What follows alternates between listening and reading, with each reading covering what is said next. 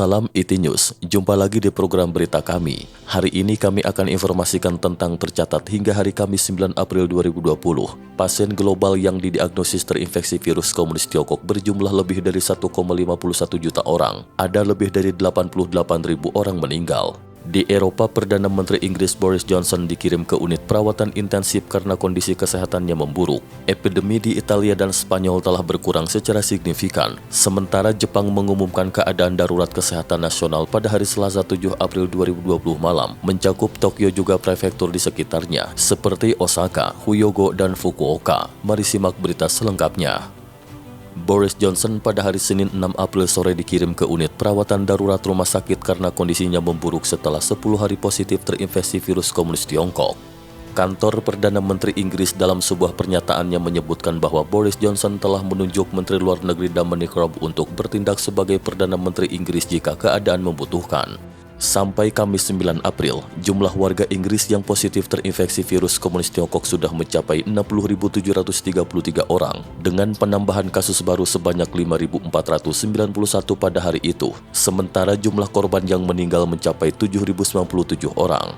Situasi epidemi di Perancis juga masih serius. Jumlah pasien yang meninggal dunia setiap harinya masih bertambah. Tercatat hingga 9 April, penambahan kasus baru adalah 3.881 kasus. Penambahan jumlah kematian adalah 541 kasus. Saat ini jumlah pasien positif terinfeksi di Perancis sebanyak 112.950 orang.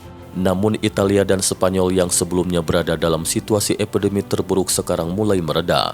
Penambahan pasien terinfeksi baru Italia pada 9 April adalah 3.836 kasus. Jumlahnya menjadi 139.442 kasus dengan jumlah korban kematian sebesar 17.669 orang. Meskipun situasi mulai mereda, namun diperkirakan instruksi lockdown yang akan berakhir pada 13 April masih dapat diperpanjang.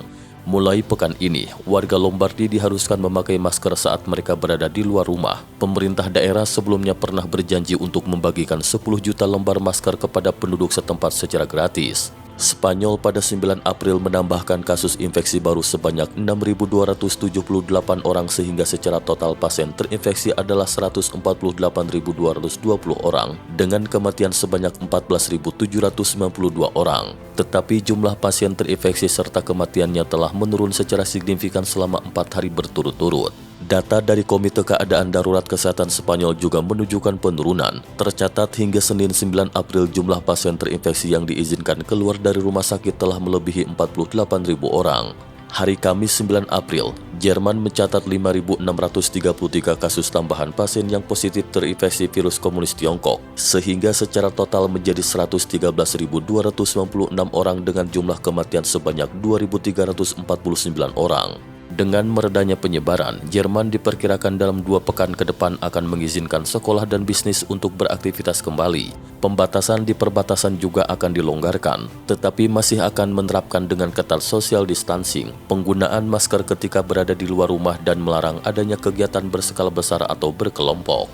Meskipun situasi epidemi di benua Eropa tampak mereda, tetapi di Asia justru terlihat akan kembali intensif.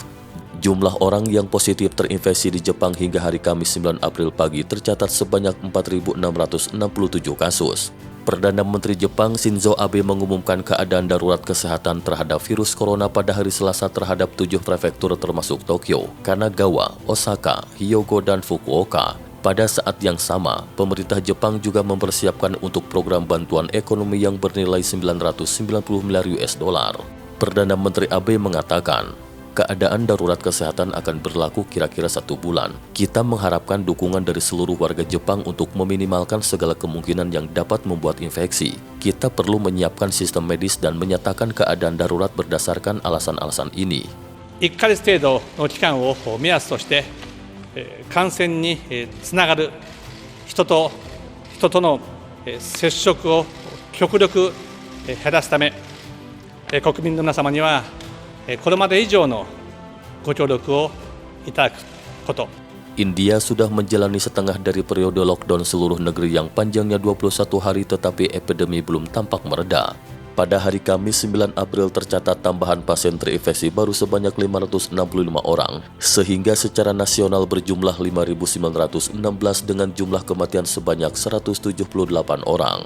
Untuk mengurangi dampak ekonomi yang terjadi karena epidemi ini, pemerintah India pada hari Senin 6 April mengumumkan kesepakatan bersama untuk mengurangi gaji tahunan pejabat kabinet yang dipimpin oleh Perdana Menteri Narendra Modi, Presiden Ramnath Kovind, beberapa pemimpin negara dan anggota Kongres India sebesar 30%.